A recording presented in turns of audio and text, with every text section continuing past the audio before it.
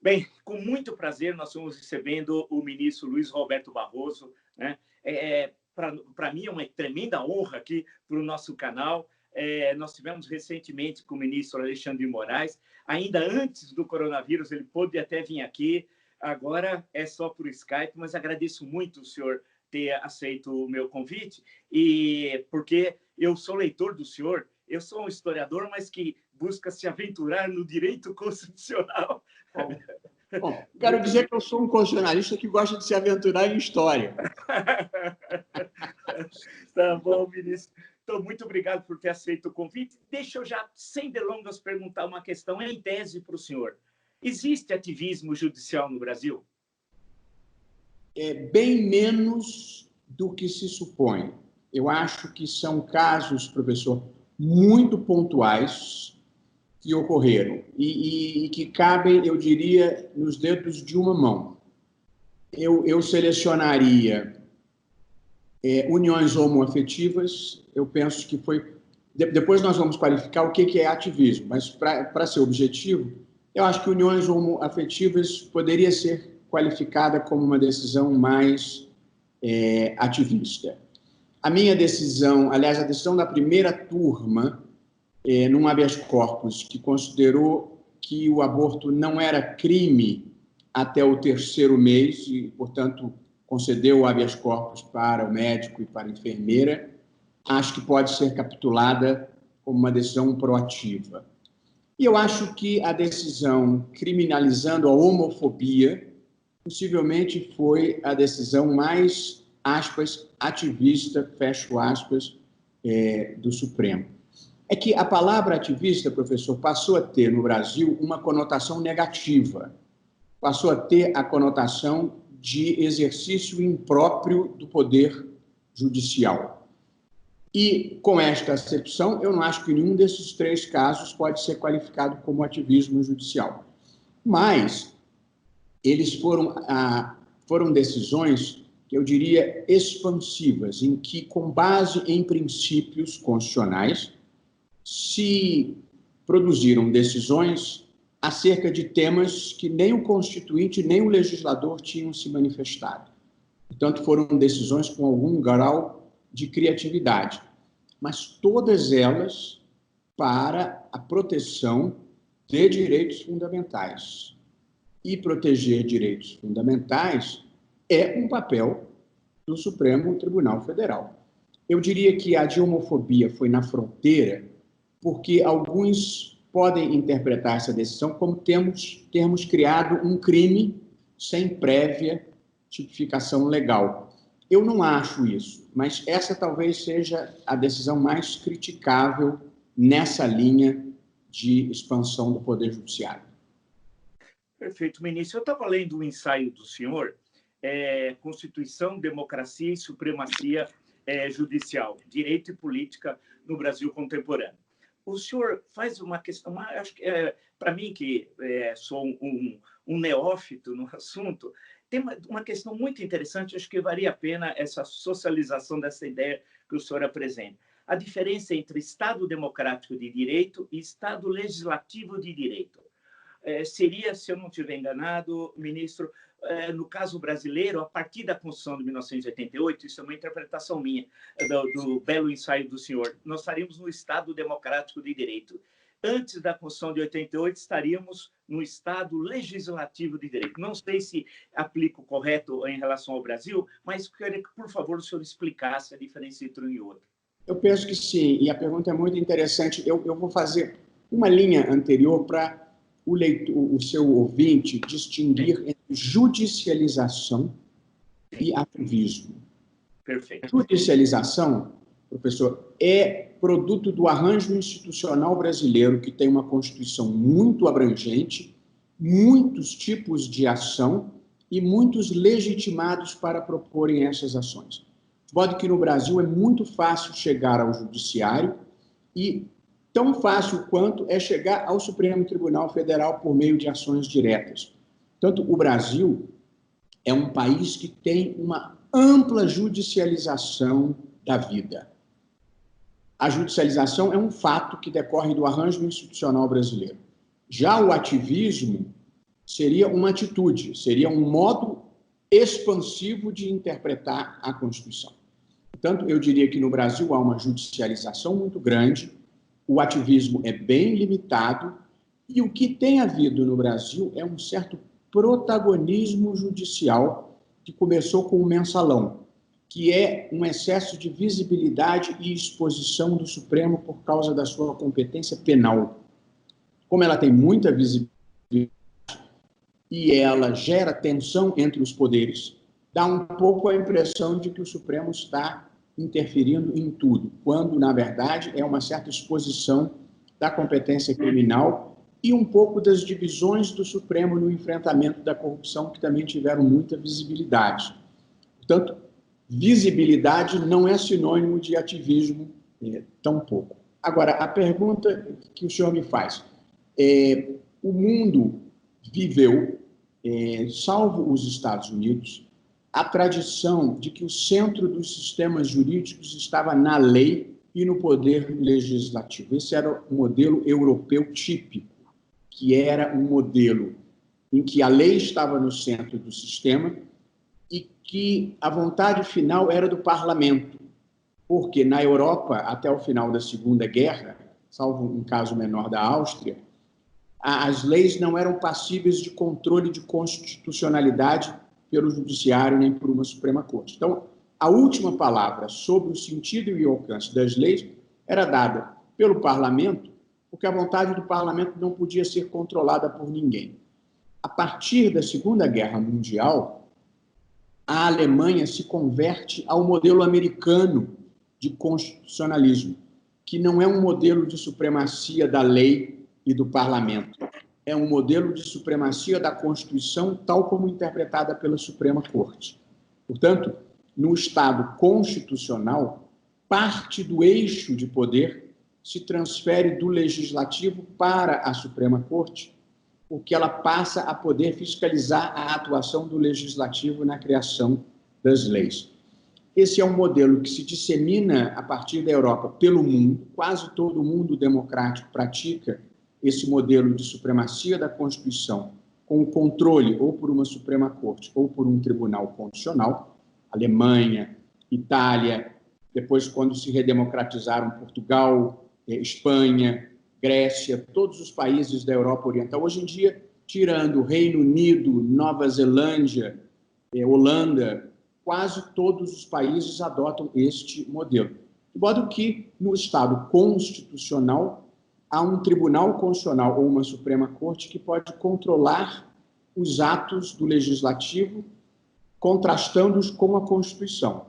Portanto, no modelo de Estado constitucional, as Supremas Cortes passam a ter um poder político relevante e passa a ser verdadeiramente um poder político que, de certa forma, disputa espaço com os outros, porque nem sempre é fácil a determinação do que é interpretação constitucional e o que é escolha política legítima.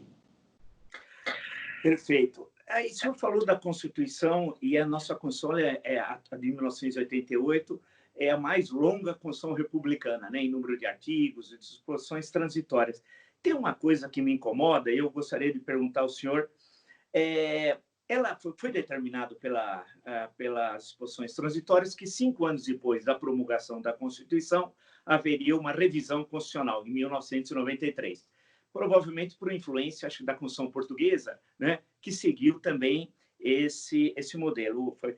A grande questão é que eu, quando voto para um senador ou para um deputado federal, rotineiramente, excetuando 1986, eu voto para ele ser senador ou deputado federal. Na hora do voto, eu não dou a ele o poder constituinte originário, que é aquele de 1986, apesar de 1/3 dos senadores terem sido eleitos em 82 e participarem como constituinte, o que é, convenhamos, uma anomalia. Porque a nossa Constituição parece que o Congresso é uma constituinte permanente. Isso, em termos de direito constitucional, não cria uma insegurança? Olha, a pergunta que o senhor faz, ela além de ser muito interessante, ela tem complexidades e sutilezas, que eu vou tentar responder com objetividade. De fato, a Assembleia Constituinte de 1980, eleita em 86 e que realizou o trabalho em 87 e 88, ela tinha esse conjunto de senadores que não havia, o conjunto havia sido eleito especificamente para elaborar a Constituição. Havia um problema aí, embora talvez não tenha sido da maior gravidade, porque ao longo do processo de tramitação da emenda que convocou a Constituinte, foi a emenda 26, o Congresso não chancelou uma ideia do relator, que era o Flávio Birrenbach, da Constituinte exclusiva. E, portanto, optou-se por uma Constituinte congressual, ou seja, elegeu-se um Congresso que, além das suas atividades ordinárias, também elaboraria uma Constituição. Isso criou um certo embaralhamento entre o que seria matéria constitucional do que seria matéria legislativa. E fez-se uma Constituição abrangente demais, trata de temas demais e trata em grande detalhamento. O senhor, como historiador, terá acompanhado esse processo. Ele foi um pouco inevitável, porque depois de 25 anos de ditadura, toda a sociedade civil estava lá nos corredores do Congresso Nacional. Era um espetáculo antropológico. Tinha juízes, tinha índios, tinha empregadas domésticas, tinha garimpeiros, tinha militares, tinha tudo. E todo mundo queria o seu lugar ao sol num dispositivo da Constituição. Portanto, ela acabou sendo, mais do que analítica, uma Constituição prolixa e, como disse, trata de temas demais e em detalhe demais, o que nos trouxe alguns problemas. E mais de 100 emendas. Eu vivo disso e já perdi a conta, mas estava em 106 a última vez que eu reparei.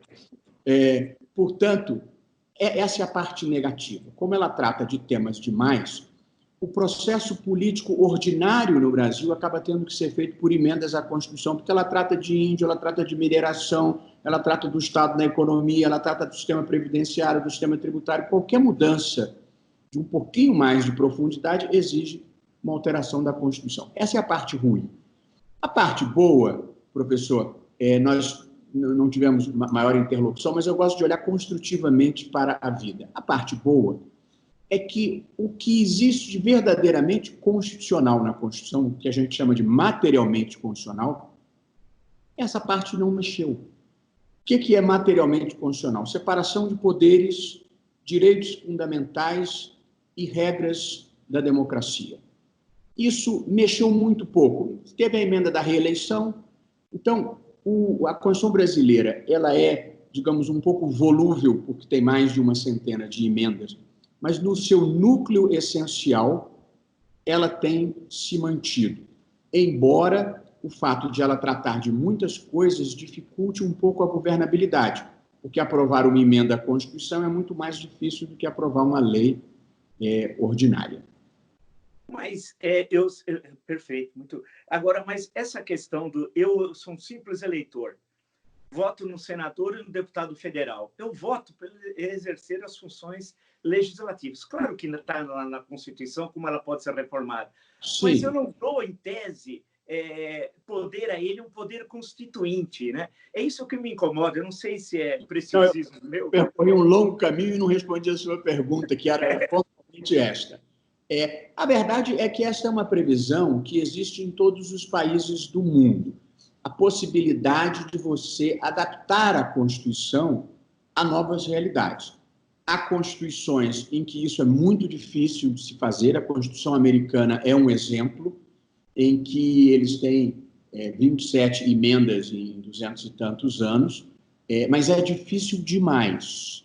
E isso, às vezes, obriga a Suprema Corte a fazer as mutações constitucionais por via de jurisprudência, porque lá, além dos 2/3 do Congresso, você depende de 2/3 dos estados da federação. Então, a previsão de emenda constitucional existe em toda parte. No Brasil, porém, ela é um pouco mais fácil. Basta 3/5 dos votos, o que significa 60% do Congresso. Portanto, a previsão em si de emendas à Constituição, professor, existe em todas as cartas, e quem exerce o poder de emenda é o Legislativo, o Parlamento, é o Congresso, no caso brasileiro. A singularidade do Brasil é que aqui é mais fácil modificar a Constituição. Foi uma espécie de um trade-off que se fez.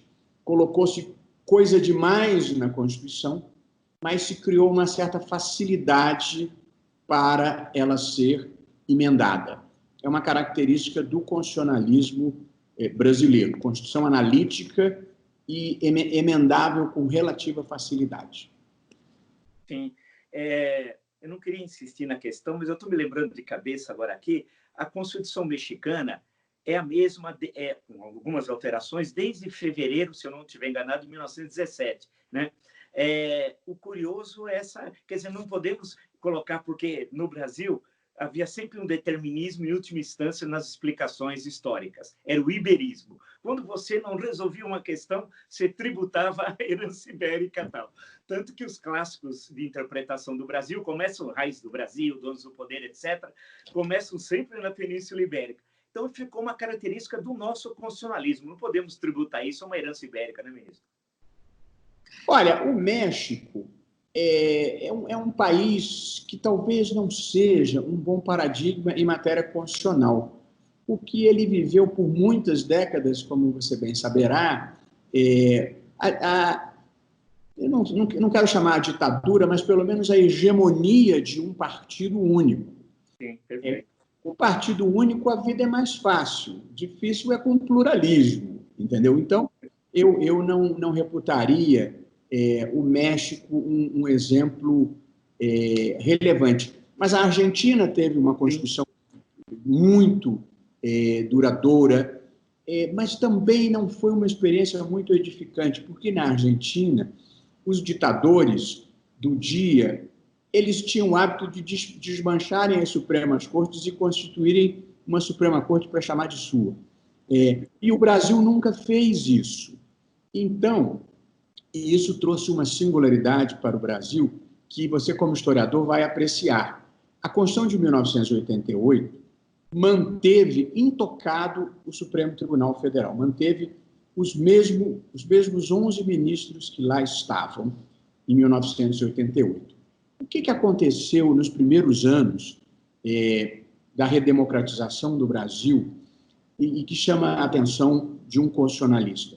É que a Constituição foi interpretada, na sua primeira década, até um pouco mais, por juristas, e muitos de grande capacidade, que não deviam o seu título de investidura à nova ordem, deviam o seu título de investidura ao regime militar.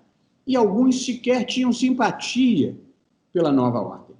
E o que aconteceu é que, talvez até 2003, a Constituição de 88 foi interpretada de uma forma que um antigo professor meu chamava de interpretação retrospectiva, que é você interpretar o novo para ficar o mais parecido possível com o antigo. E isso aconteceu no Brasil, e aí, a partir de 2003, acaba este equilíbrio e você passa a ter uma maioria de ministros nomeados pós-regime militar. E aí você passa a ter esta Suprema Corte mais expansiva, mais atuante, que corresponde melhor a esse Estado constitucional de direito a que eu me referia. A Constituição passa para o centro do sistema jurídico e uma Suprema Corte mais atuante passa a valorar os atos dos outros poderes. Tem quem não goste disso, mas este é o modelo constitucional brasileiro. Ministro, o Supremo Tribunal Federal brasileiro deve ser de Supremas Cortes, acho que é a que mais julga, porque são muitos processos, né? Quase 100 mil. Eu, muitas vezes, lendo os relatórios dos presidentes, eu lembro de um dos anos, não sei se foi 2012, o senhor entra em 2013, né? Já, daqui a pouco, há 7 anos, já no Supremo, tinha 120 mil processos. Falou, mas, meu Deus, é uma verdadeira loucura. Então, a questão que se coloca, na verdade, se bifurca em 2 pontos para o senhor. 1, por que o Supremo não é uma corte constitucional? 2, se for uma corte constitucional, como eu acho que deveria ser, eu acho que Para onde vão esses processos que o Supremo é obrigado a julgar? Vai por STJ ou para alguma outra corte a ser criada, nessa hipótese? Pois, essa pergunta é ótima. Eu sou e para a pessoa certa, porque eu sou um defensor de longa data de uma redução drástica no número de casos que o Supremo julga, professor, porque processos no mundo inteiro terminam no segundo grau. Portanto, as pessoas têm direito a uma primeira decisão e a um recurso e acabou. É assim que funciona no mundo inteiro. No Brasil se criou essa distorção de que tudo passa pelo STJ e depois chega ao Supremo. E isso faz com que os processos sejam intermináveis, para mencionar um problema, e que a Suprema Corte julgue mais do que deveria.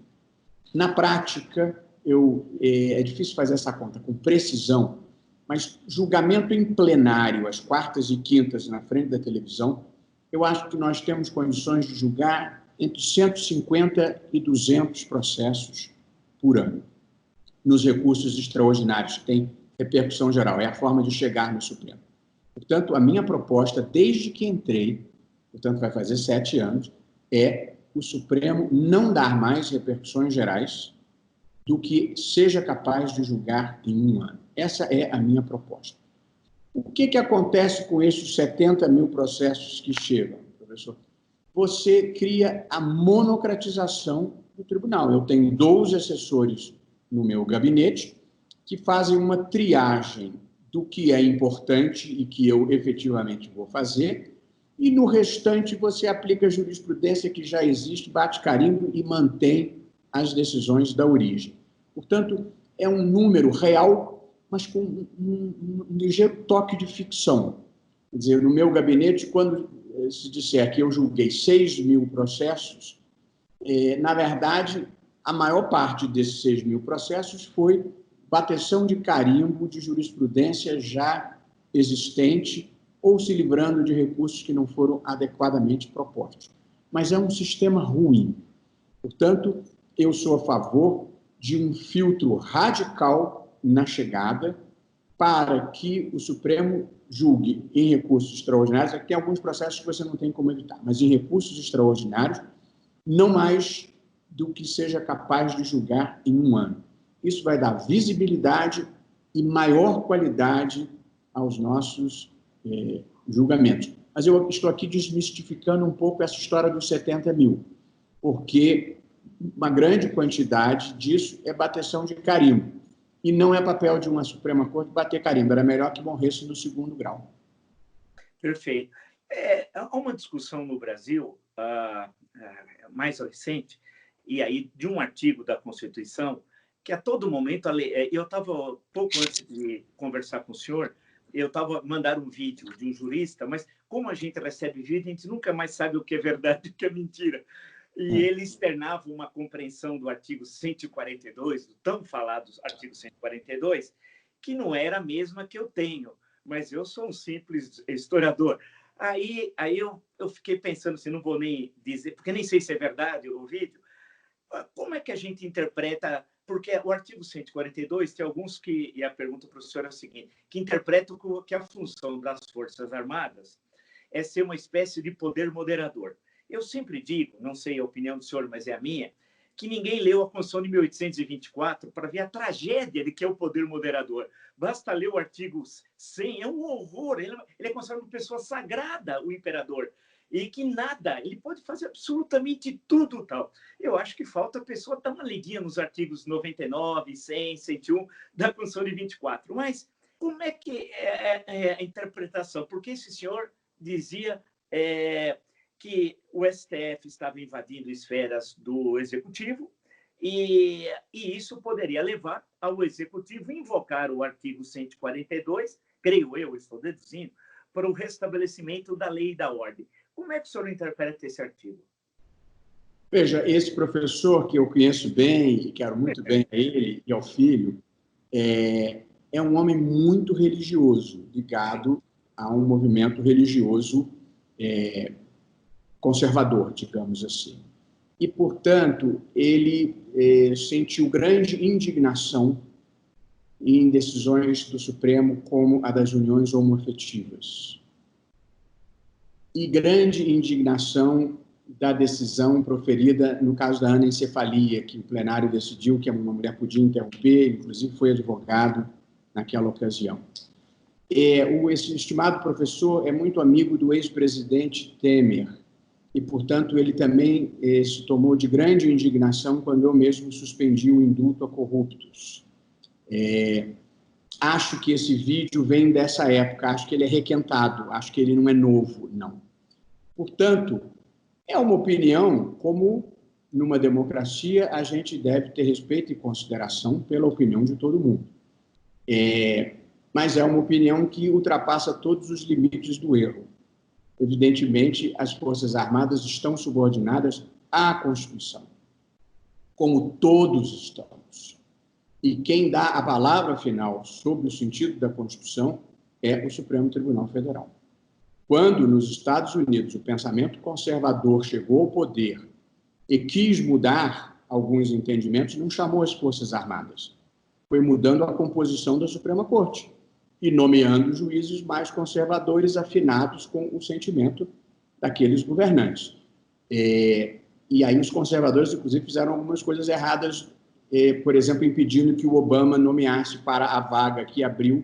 Ele nomeou um jurista, fizeram obstrução para nomear o deles, mas essa é outra discussão. Portanto, no mundo democrático, civilizado, se alguém não estiver satisfeito com a Suprema Corte, você, na hora que se abram vagas, você muda a composição da Suprema Corte. Mas cuidado, porque pode haver surpresas.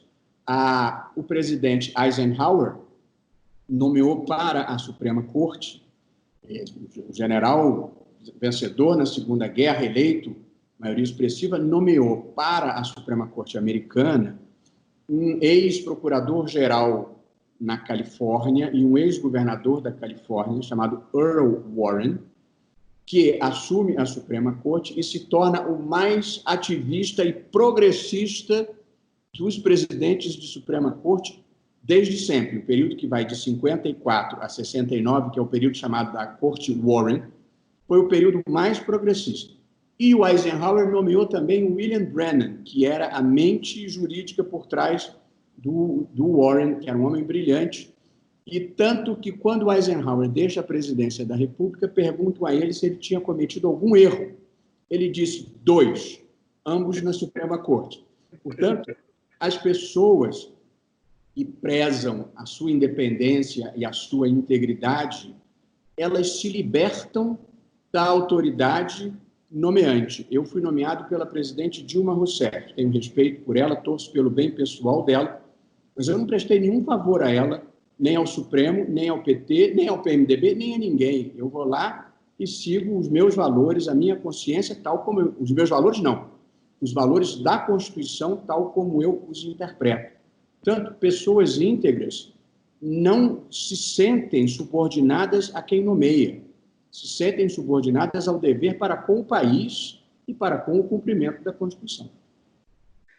O artigo 220, né, lá no fala da liberdade de expressão, né? Se eu não estiver enganado, como é que eu queria perguntar uma questão para o senhor que está sendo colocado ultimamente, não só mais ultimamente, mas é uma questão que se recorda muito. Quando você advoga alguma tese que se confronta radicalmente com o arcabouço legal de um país, em tese, e do seu arcabouço legal, da sua Constituição, e que leva ao fim daquele Estado democrático de direito defendido por aquela Constituição, quando você se confronta, é possível ter liberdade de expressão? Seria mais ou menos o seguinte, lembrando a República de Weimar, vamos voltar lá à Alemanha, 1933. Na medida que os nazistas deixavam claro o seu programa político, ninguém se surpreendeu a partir de 1933, porque o programa já era bastante conhecido do partido e do seu principal líder. É possível considerar liberdade de expressão ou de manifestação, de reunião, quando você advoga o confronto com o Estado Democrático de Direito? Professor, essa é uma pergunta que atravessa a história. Eu diria o seguinte, no regime de 1946, foi proscrito o Partido Comunista Brasileiro, o velho partidão. Eu, na minha juventude, porque depois ele foi legalizado, mas quando eu era estudante, depois quando acompanhei a vida, eu sempre achei aquilo um erro. A gente não deve proscrever ideias para a ilegalidade. Ideias devem ser combatidas no espaço público e no ambiente das ideias. O Partido Comunista, sobretudo a linha stalinista, que prevaleceu muito tempo, era totalmente contrária ao que nós conhecemos como liberdades democráticas, que eles tratavam como liberdades burguesas. Portanto, eu era contra esta visão ditatorial, autoritária da vida, nunca fui a favor da ditadura do proletariado, mas sempre fui a favor da liberdade de expressão dos comunistas. Transplantando essas mesmas convicções agora, em que você tem manifestações de extrema-direita pelo fechamento do Congresso e pelo fechamento do Supremo, eu lamento que elas existam. Mas eu continuo coerente achando que ideias se combatem com ideias. Eu acho que é uma minoria, às vezes um pouco ruidosa, acho que tem mais robô do que gente nesse processo histórico e, portanto, não me ocorre, nas minhas convicções, mandar a tropa de choque contra eles.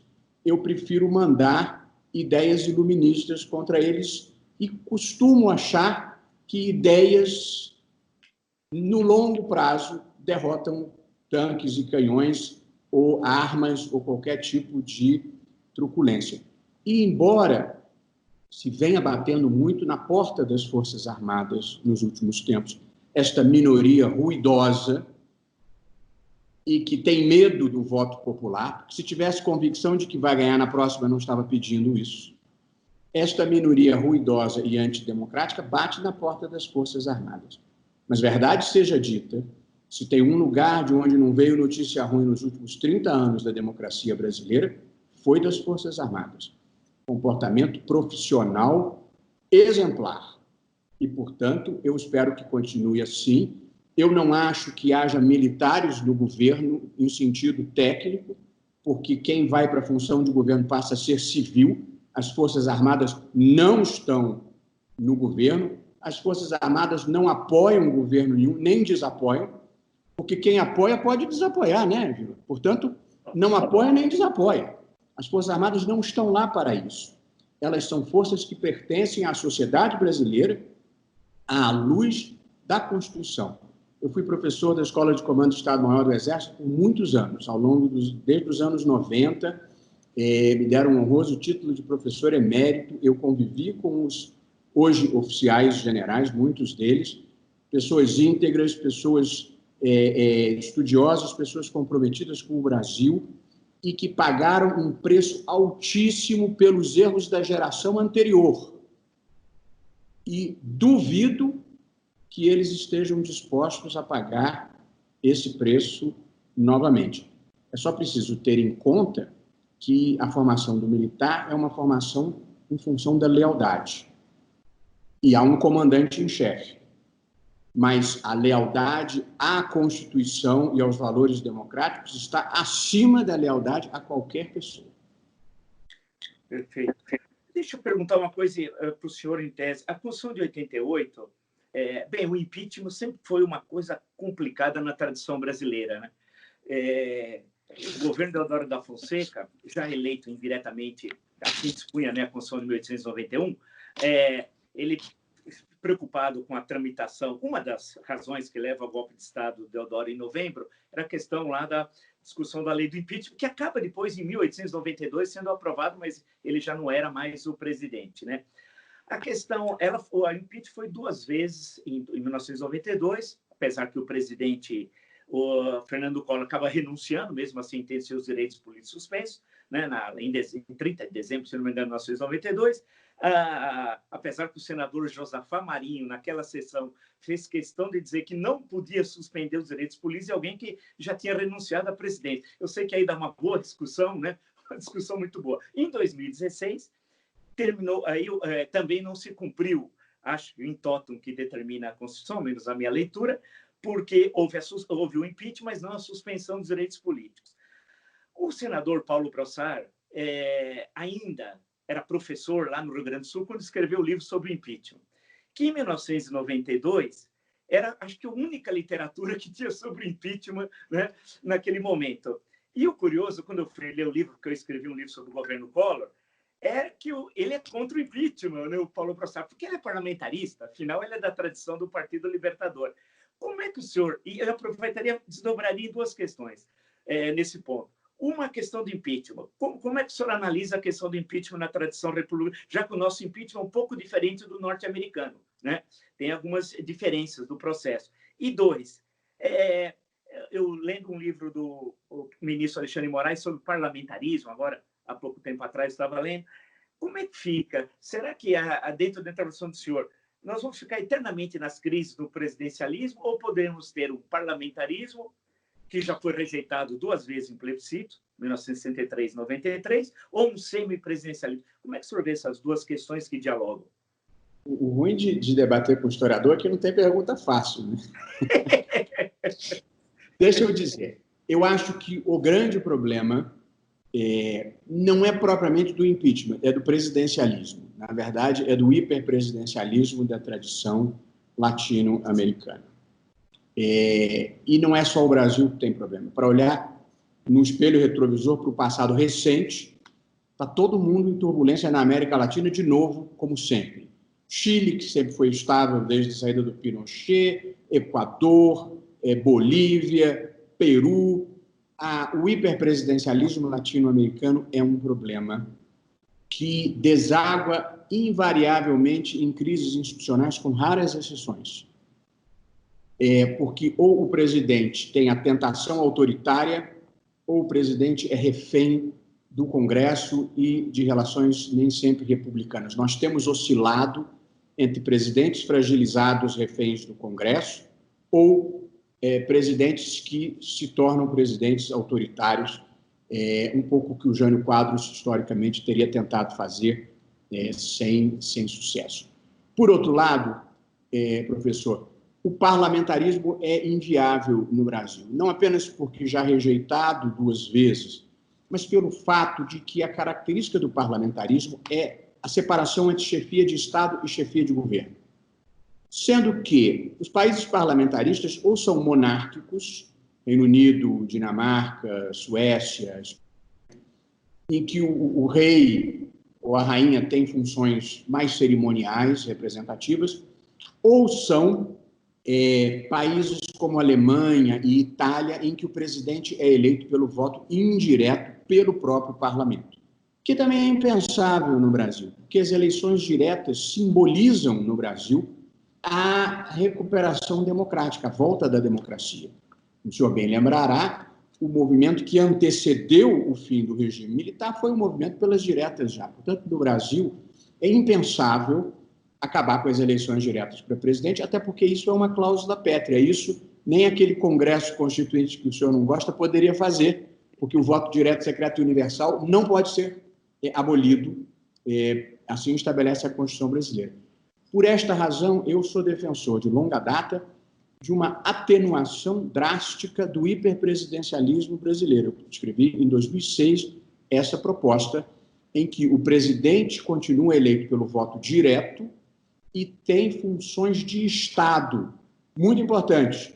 Ele mantém relações internacionais, ele mantém o comando das Forças Armadas, ele nomeia os ministros de tribunais superiores, ele pode apresentar projetos de lei, ele pode dissolver o Congresso e ele indica o primeiro-ministro.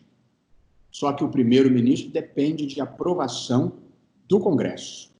E aí, o chefe de governo e da administração pública é o primeiro-ministro. É ele que vai fazer o varejo da vida, é ele que vai viver as turbulências da política, é ele que vai perder sustentação política, é ele que pode ser trocado, ele não tem nem mandato.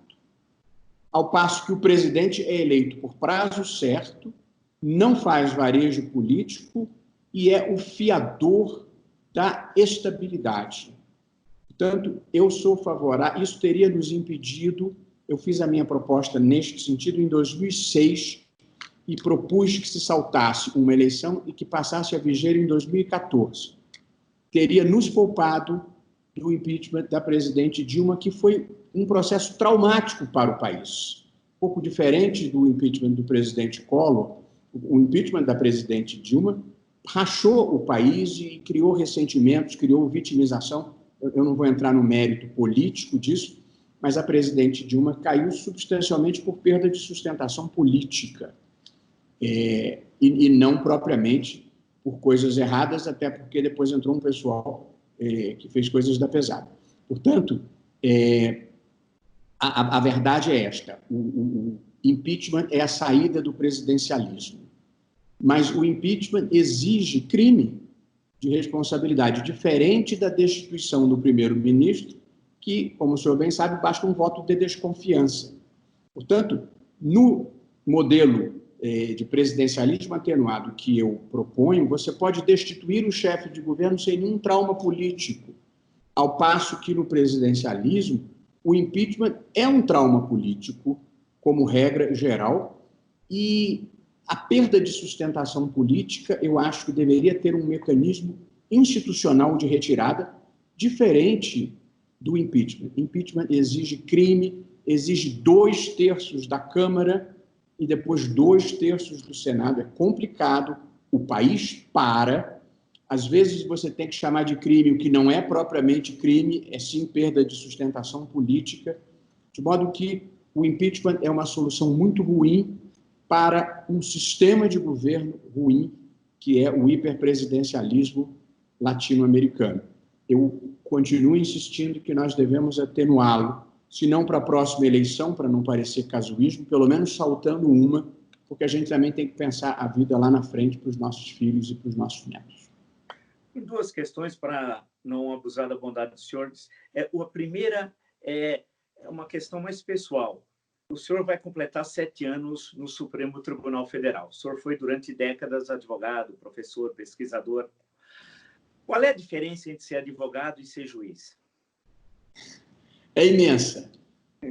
Eu era um advogado e um acadêmico, acadêmico até continuo, eu era um advogado, trabalhava muito, mas não trabalhava tanto como eu trabalho como ministro, mas, sobretudo, professor, tem uma distinção que é muito relevante na vida de uma pessoa. É que um advogado, ele só julga uma vez, se ele aceita ou se ele não aceita a causa. A partir do momento que ele aceite a causa, ele tem o dever legal de utilizar todos os argumentos dentro da lei e da ética que aproveitem ao interesse que ele aceitou patrocinar. Portanto, é uma vida em que você escolhe um lado e você patrocina com fidelidade, com lealdade e empenho aquele lado. E se não fizer, comete um crime. E do outro lado tem um outro advogado fazendo a mesma coisa. Portanto, a justiça acaba sendo um balanço de duas pessoas defendendo teses contrapostas. O advogado não é o profissional da mentira, ele não está autorizado a mentir. Até ele pode dar a versão do seu cliente quanto aos fatos, eventualmente, mas ele não está autorizado a mentir. O advogado é o profissional que, entre teses jurídicas alternativas e razoáveis, sustenta aquela que aproveita ao seu cliente. Essa é uma forma romântica de descrever, mas é verdadeira. O juiz, não. O juiz, ele tem muitos lados para considerar.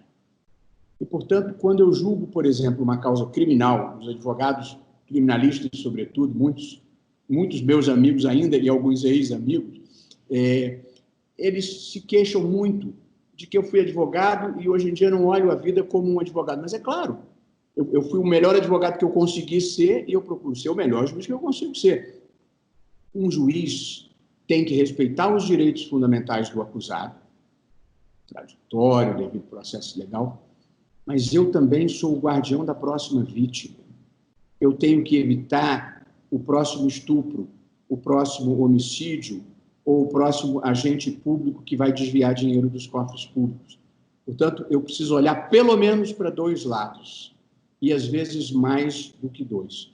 E a busca desse equilíbrio permanente é muito mais torturante do que a do advogado que escolheu o lado para o qual ele vai estar chutando a bola. Portanto, ser juiz exige imparcialidade, exige distanciamento crítico, exige até mesmo eu defender, como defendi para você, o direito de pessoas que manifestam ideias que eu abomino, de manifestá-las, porque assim é a vida na democracia. Eu tenho um grupo de ex-colegas de faculdade, do tempo que éramos todos mais jovens, mais bonitos e mais esquerdistas, que se queixa muito de decisões, inclusive desta minha declaração de que todo mundo tem liberdade de expressão.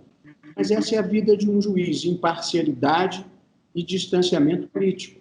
Palavra de quem não desviou nem de Lula, nem de Aécio, nem de Temer, nem de Bolsonaro, porque um juiz não tem amigo nem inimigo. Um juiz não tem lado. A minha lógica não é amigo e inimigo, progressista ou conservador. A minha lógica é certo ou errado, justo ou injusto, legítimo ou ilegítimo. É difícil convencer as pessoas disso no Brasil, professor, porque a cultura aqui é uma certa cultura de compadrio, uma cultura de que eu estou ao lado dos meus. Eu estou ao lado da Constituição e do Brasil como eu consigo interpretar e faço o melhor que posso. Uma última questão. O senhor assume agora, a 25 de maio, a presidência do Tribunal Superior Eleitoral. Nós estamos numa situação, num momento único da história do Brasil, né? Uma situação, especialmente da crise sanitária, sem entrar nas outras crises, que certamente vai dificultar muito o processo eleitoral, que estava de acordo com a Constituição, primeiro domingo de outubro, segundo turno no último domingo de outubro, né? Homenagem à Revolução de 30, que o pessoal esquece que isso tem a ver com 1930, né? Agora, está difícil. Nesse caso, eu pergunto para o senhor, se for adiado para novembro, dezembro, não sei, e os prazos de filiação, de desincompatibilização? Como é que o senhor lê essas duas questões? Será necessário, inevitavelmente, adiar, tendo em vista a crise sanitária? 2, e os prazos, como é que ficam? Pois então, até pouco tempo eu, em matéria de direito, eu lia os constitucionalistas, os administrativistas, os civilistas. Ultimamente, eu estou craque em Covid-19. Se quiser fazer também uma sessão sobre Covid-19, eu estou deitando conhecimento, porque eu tenho conversado mais com médicos, com epidemiologistas, e ainda ontem conversei longamente com um sanitarista de primeira linha, e só não vou revelar os nomes, até porque não tem autorização deles, mas gente de primeira, porque nós precisamos ser capazes de prever um pouco o futuro. Neste momento, eu sinto dizer, a minha bola de cristal está embaçada e esse futuro é imprevisível. Eu não gostaria, Vila, de adiar as eleições. Eu preferiria realizá-las em 4 de outubro, próximo, primeiro domingo de outubro. Mas não gosto também de virar o rosto para o outro lado quando as coisas estão acontecendo. Há um risco real de nós precisarmos adiar. Se isso precisar ser feito, a minha posição é que devemos adiar pelo menor prazo razoável, este ano ainda, e no limite do possível, quase do impossível, não prorrogar mandato. Essa seria a pior coisa a fazer. Então, a minha preocupação, essa preocupação que você demonstra, ela já está um pouco superada. O Supremo, na semana passada, decidiu que não vai prorrogar os prazos de filiação partidária e de desincompatibilização. O Supremo manteve uma decisão cautelar da ministra Rosa Weber. Agora, se a eleição vier a ser... Nós mantivemos prazo de domicílio eleitoral, prazo de filiação e prazo de desincompatibilização.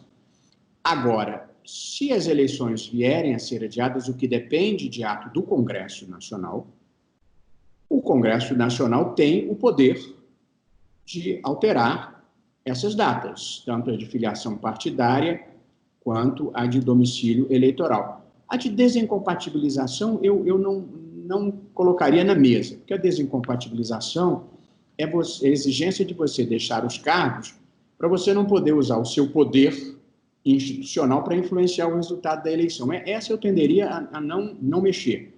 As outras duas está à discrição do Congresso. Mas a saúde pública vem em primeiro lugar, mas logo atrás, professor, vem os ritos da democracia.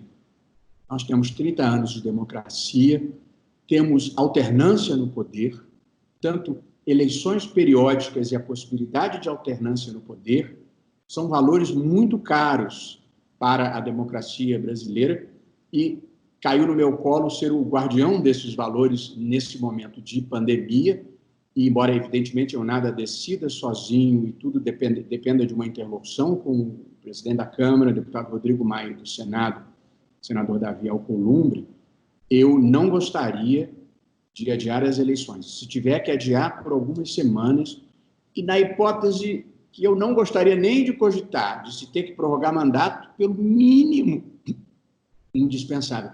Em nenhuma hipótese eu consideraria, e já conversei com os outros 6 ministros do TSE, e com o presidente Rodrigo Maia, e com o presidente Alcolumbre, ninguém é a favor de cancelar as eleições para fazer tudo coincidir em 2022. Há muitas razões que infirmam, a meu ver, a defesa dessa ideia, tanto razões democráticas, como razões institucionais, como razões do próprio gerenciamento, da própria governança do processo eleitoral.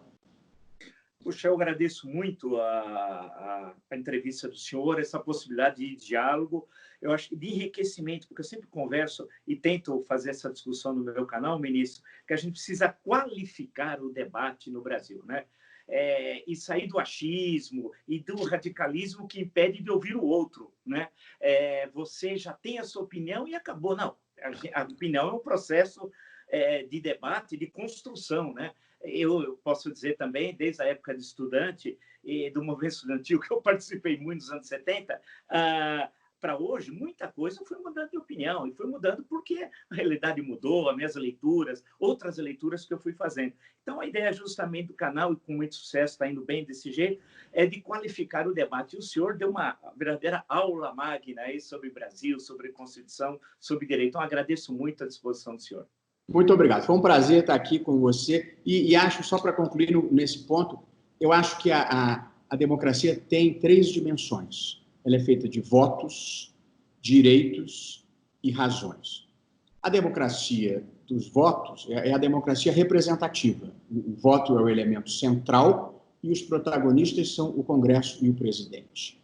A segunda dimensão da democracia, Vila, é a democracia constitucional, em que o elemento central são os direitos fundamentais e o protagonista acaba sendo a Suprema Corte em última instância. E há uma terceira dimensão que é a que nos reúne aqui, que é a democracia deliberativa, cujo elemento central são as razões, o debate público, a capacidade de nós trocarmos argumentos e disputarmos o melhor argumento para prevalecer no espaço público. Portanto, não é uma disputa nem eleitoral, nem uma disputa de força. É uma disputa de ideias. E aí, o elemento central são as razões e os protagonistas são a sociedade civil, os professores, os juristas, os sindicatos, a imprensa. Portanto, eu acho que o debate público de qualidade é o componente central hoje da democracia, porque o momento do voto se exaure ali naquele dia, ao passo que o debate público percorre todo o período do mandato. Eu vivo para participar do debate público de qualidade institucional, não do varejo político, que eu não posso, mas esse tipo de conversa que nós tivemos aqui é talvez a coisa mais valiosa que eu faço na minha vida. Muito obrigado, ministro. Felicidade.